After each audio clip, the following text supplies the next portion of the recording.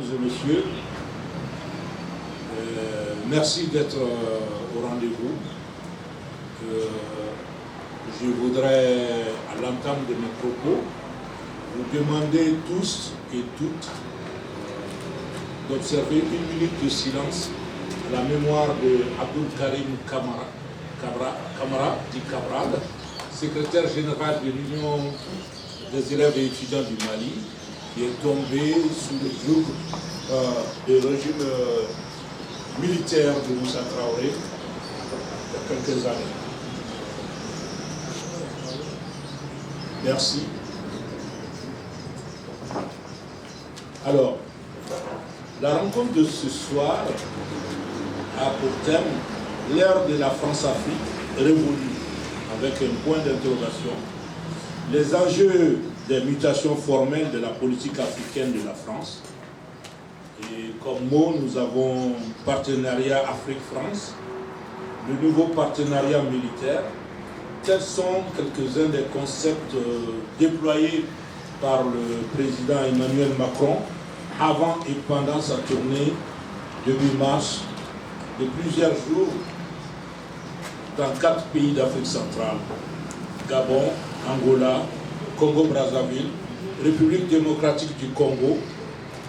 Ces mots, confrontés aux réalités politiques, économiques et sociales en Afrique, se révèlent comme une tentative supplémentaire de farder les rapports de domination néocoloniale de l'impérialisme français en déclin. Point d'interrogation.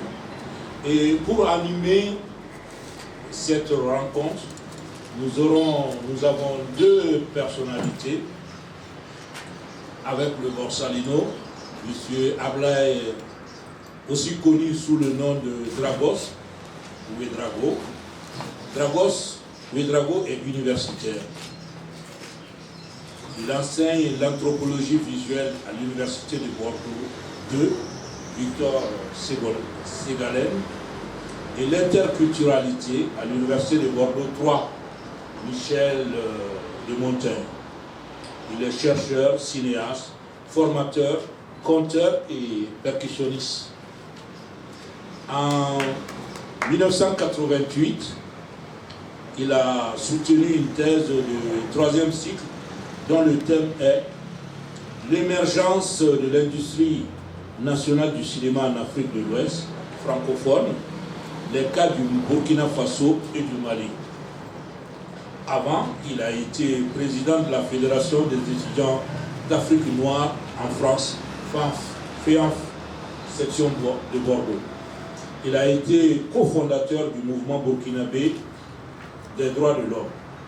Il a été aussi cofondateur du collectif Norbert Zongo. Avec lui, il y aura le second panéliste, c'est M. Aruna Bari. Il n'est pas un inconnu. Il est très connu dans les milieux politiques, universitaires et de l'édition. Il fit des études de philosophie à Bamako et à Dakar. Il a aussi fait des études de sociologie des organisations de genre ressources humaines et de linguistique appliquée. Il est auteur de plusieurs publications et a collaboré à des ouvrages collectifs. Il fut militant et responsable de l'Union nationale des élèves et étudiants du Mali, UNEM, et de l'Association des scolaires maliens de Dakar, ASMD. Il a été plusieurs fois conseiller technique, plusieurs fois à la présidence de la République et au ministère de la Communication, où il est aujourd'hui encore conseiller technique. Voilà les 2 personnes qui seront là pour animer cette thématique et ce débat. Alors, vous avez eu la présentation succincte du franc protagoniste. Et Acte 7 vous remercie tous et toutes d'être venus aujourd'hui pour cet échange et ce débat. Et vite, je donnerai la parole à M. Dragos.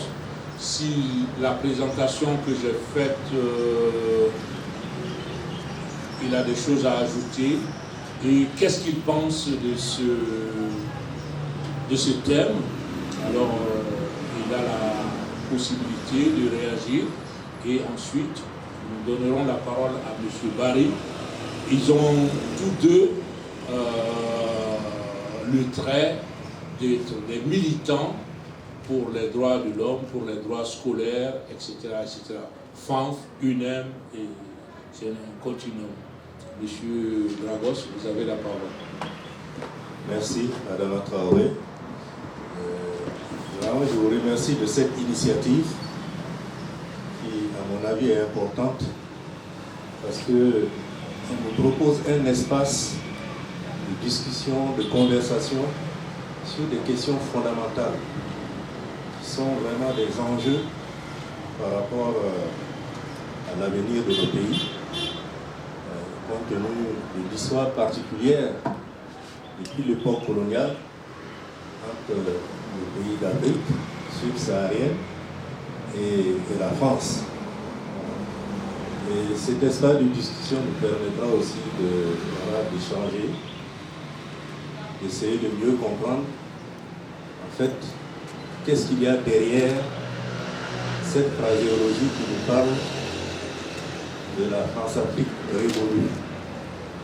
D'abord, il faudra circoncire c'est quoi la France-Afrique. Est-ce que si on arrive à savoir fondamentalement ce que c'est, est-ce qu'elle peut être simplement révolue parce que au détour d'une phrase, dans un discours de circonstance, le chef de l'État français l'a proclamé. Voilà. Et pour ma part, je pense que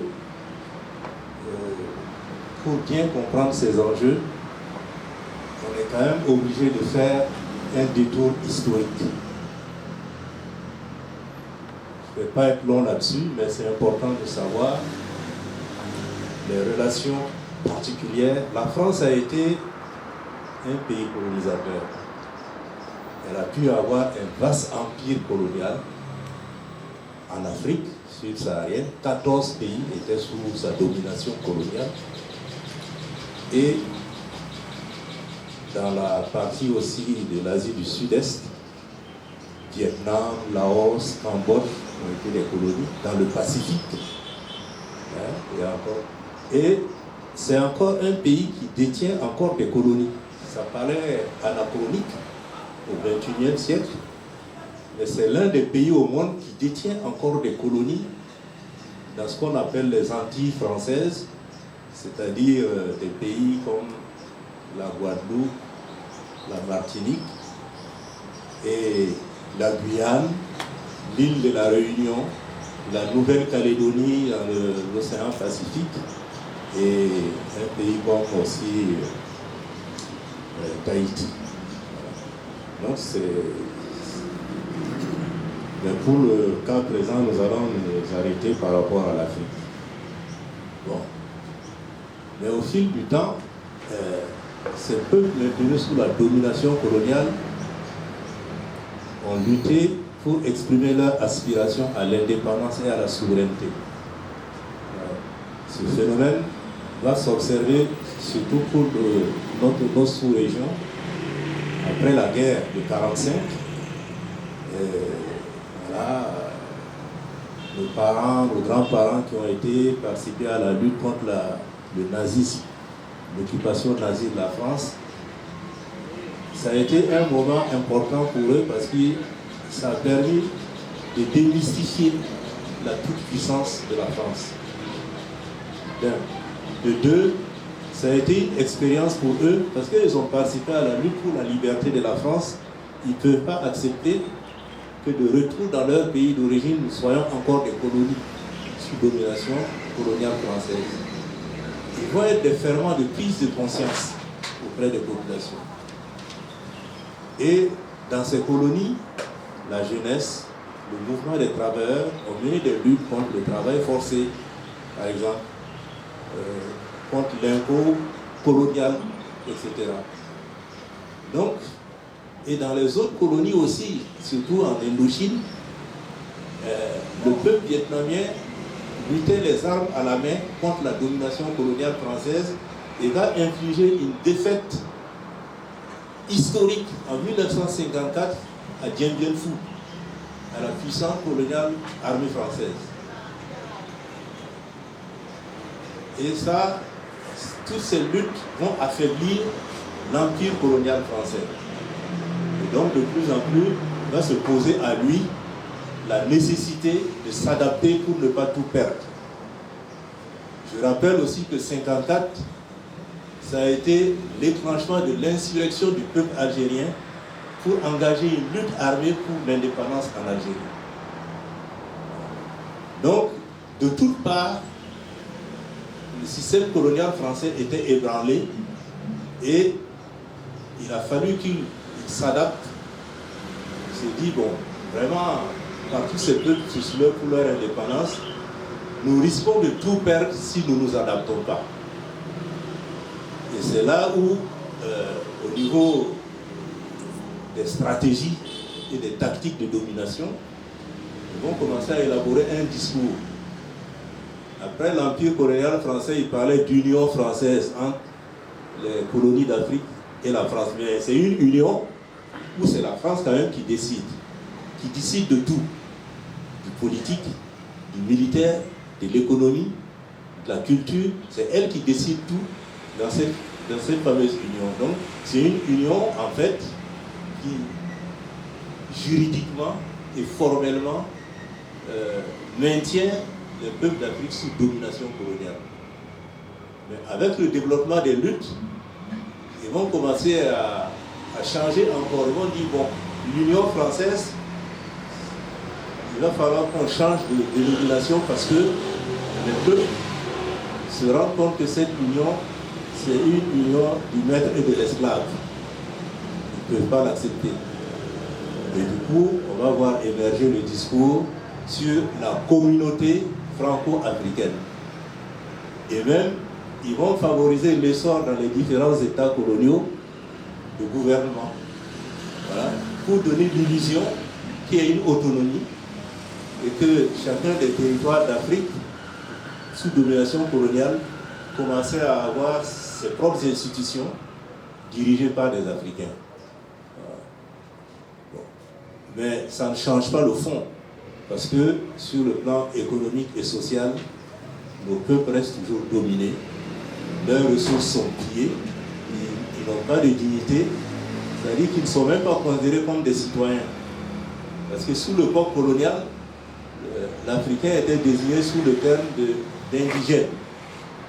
Et il y avait le code de l'indigénat qui régissait la vie des citoyens. Bon. C'est-à-dire que vous n'êtes pas reconnu comme citoyen, vous n'avez pas le droit de créer des partis politiques, des associations, vous n'avez pas le droit de vote. En fait, vous n'existez pas en tant que citoyen dans sa dignité. Voilà. Donc le fond ne change pas, mais on change de terminologie. On ne dit plus colonie, on ne dit plus Union française, on parle maintenant de communauté franco-africaine. Mais puisque les choses ne changent pas, et que les gens demeurent toujours sous le joug de l'oppression coloniale, les luttes se poursuivent. C'est quand même en 1946 à Bamako qu'a été fondé le Rassemblement démocratique africain, qui était l'organisation de lutte anticolonialiste à l'époque. Il y a eu des grandes grèves, comme la grève des cheminots à Dakar. Il y a eu des mouvements d'organisation de la jeunesse qui luttaient ainsi de suite, pour réellement accéder à l'indépendance. Alors là encore, ils vont changer de terminologie. Ils vont laisser le terme communauté franco-africaine et ils vont dire maintenant communauté franco-africaine rénovée. Pour donner l'illusion que bon, maintenant vous allez accéder à une certaine souveraineté, à une pleine autonomie, de gérer vous-même vos propres affaires, tout en gardant la même mise sur les ressources naturelles, agricoles, minières, etc. Tout en gardant une présence militaire pour contrôler tous ces territoires et tout en continuant de manipuler pour garder la haute main sur les colonies parce que, comme De Gaulle l'a déclaré à sa conférence à Brazzaville, pour les pays d'Afrique, l'indépendance, il faut enlever ça de votre champ de vision. Il n'est pas question que vous accédez un jour à l'indépendance. Mais, chemin faisant, avec l'aspiration véritable des populations africaines à la souveraineté, à l'indépendance, aux luttes des mouvements anticolonialistes, l'impérialisme français se ravise et dit, bon, là encore, nous risquons de tout perdre. Donc il vaut mieux préparer leur accession à l'indépendance pour mieux la contrôler que de les laisser se radicaliser et mener une lutte d'envergure qui va renverser tout le système. Et c'est là où va émerger l'idée, voilà, ils ont dit, ceux qui veulent l'indépendance, prenez-la. Ceux qui veulent la communauté, ceux qui veulent sortir, rester dans la communauté, vous avez une certaine souveraineté, mais vous gardez toujours des liens avec la France. Voilà. Et ça a été soumis à un référendum. À l'époque, la Guinée avait dit non. Elle a accédé à l'indépendance immédiate. Et les autres ont gardé cette communauté entre la France et les pays d'Afrique. Pourquoi je reviens sur tout ça? Parce que malgré les indépendances, moi que j'appelle formelles de 1960, ces tactiques, stratégies de domination ont perduré. Et on le voit encore aujourd'hui. Et d'ailleurs, la condition pour accéder aux indépendants de 1960, il fallait signer au préalable des accords de coopération. C'est la condition pour pouvoir accéder à l'indépendance. Or, le contenu des accords de coopération hypothèque l'idée même d'une véritable indépendance. C'est-à-dire, si on l'examine dans les détails du point de vue de son contenu, sur le plan économique, social, culturel, militaire, etc., c'est des accords de domination, ce n'est pas des accords de coopération. Par exemple, sur le plan militaire, c'est la France qui peut installer des bases militaires dans le pays. Quand tu as une base militaire d'un pays étranger chez toi, tu n'as pas véritablement une souveraineté. Ça, c'est clair. C'est elle aussi qui va assurer, selon ses accords toujours, la formation, l'encadrement, donc qui va décider de la structure même organisationnelle des armées de ces pays nouvellement indépendants. Donc, elle a un contrôle sur la formation, sur leur structuration, leur organisation, et de surcroît, elle peut installer des bases militaires. Et ensuite aussi, c'est elle qui décide de leur armement. Parce que selon les accords, si vous voulez acheter de l'armement, vous ne pouvez acheter qu'à la France.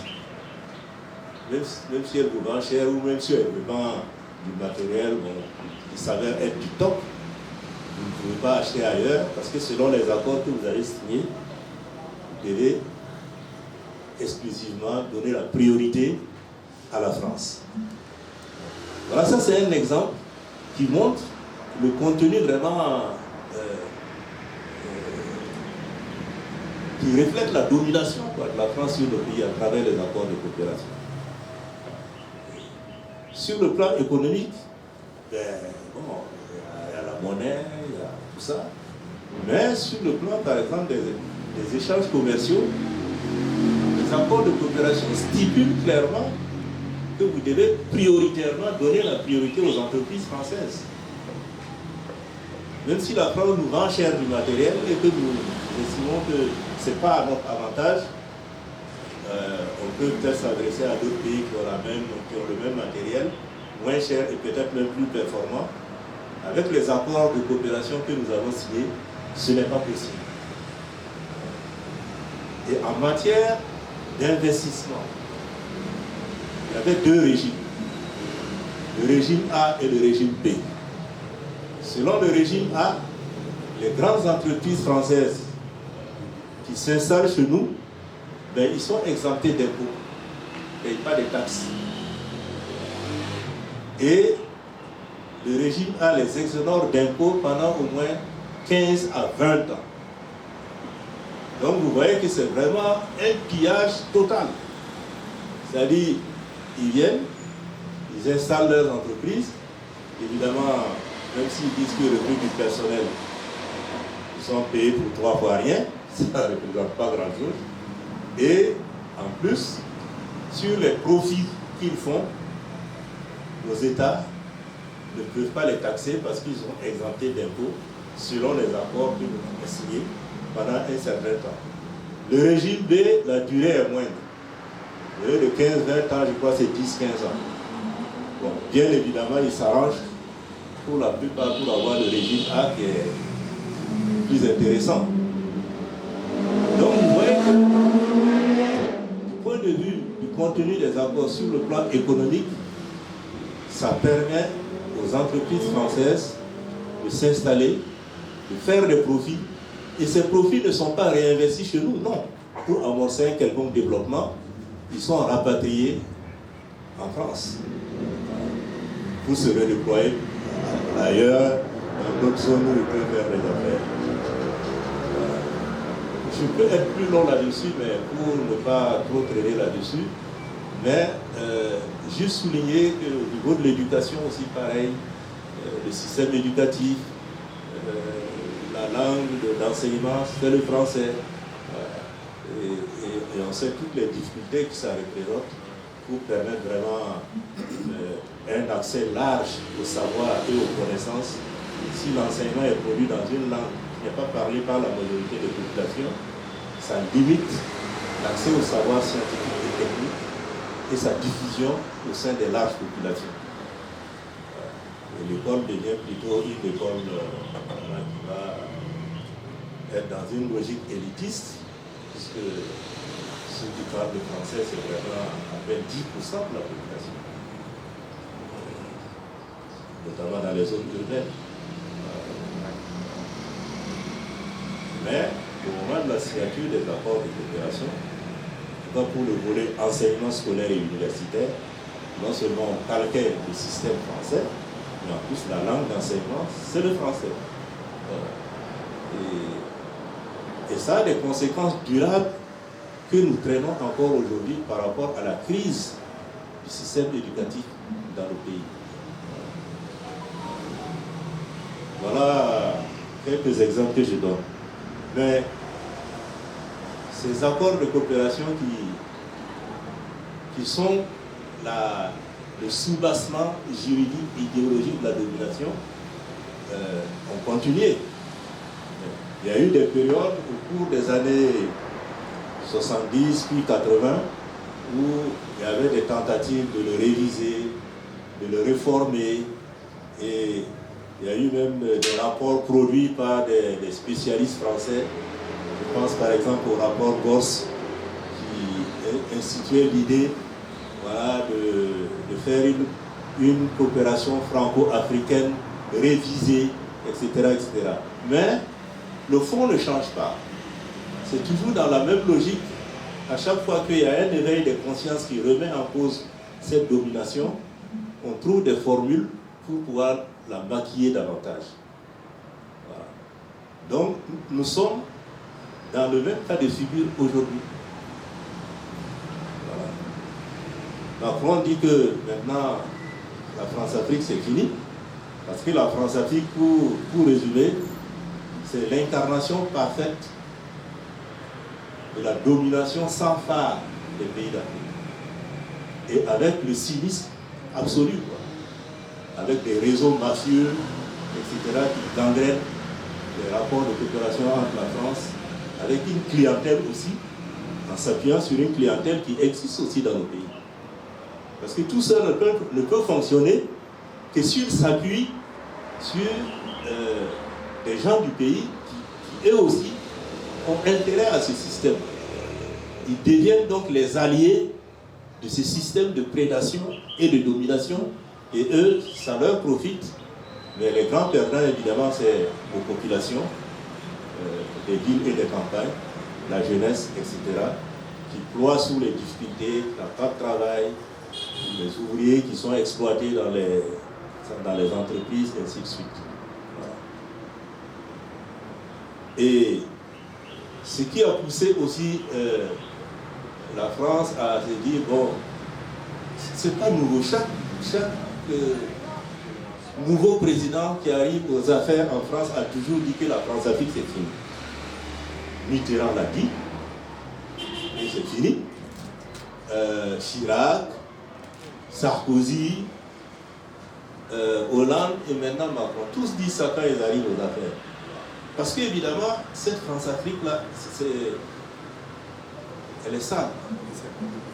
C'est vraiment, c'est le massacre des populations, c'est le pillage éhonté des richesses, c'est la corruption, c'est des interventions militaires, souvent pour imposer un dictateur que le peuple a rejeté. Et ça, on peut vous citer vraiment de nombreux cas, quoi. Dès les années 60, par exemple, en 1964, Léon Mba, président du Gabon, était menacé. C'est plus c'était par un coup d'État ou des tentatives de coup d'État, etc. La France est intervenue militairement pour le maintenir.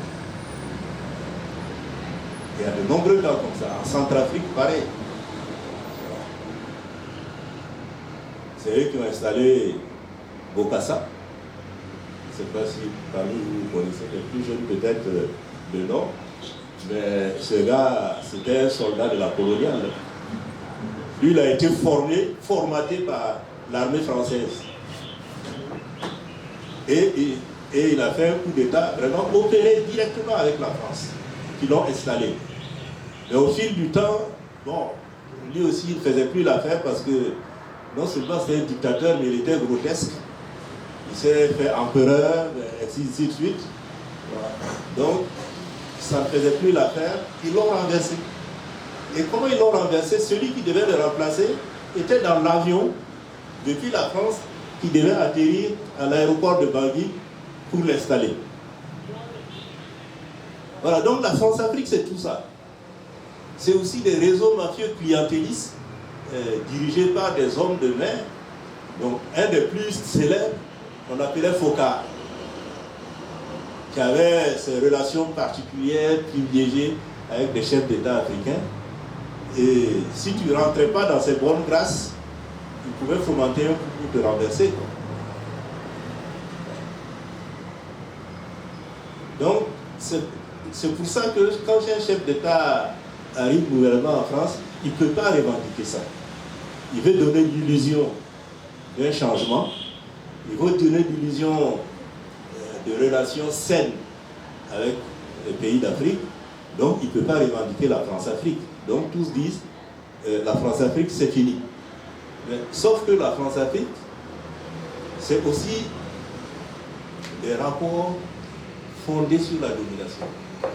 C'est des rapports qui permettent à la France de préserver ses intérêts géostratégiques en Afrique, ses intérêts économiques, son influence, et aussi surtout, c'est à partir de sa position sur les pays d'Afrique ça lui donne un rang de puissance dans le monde.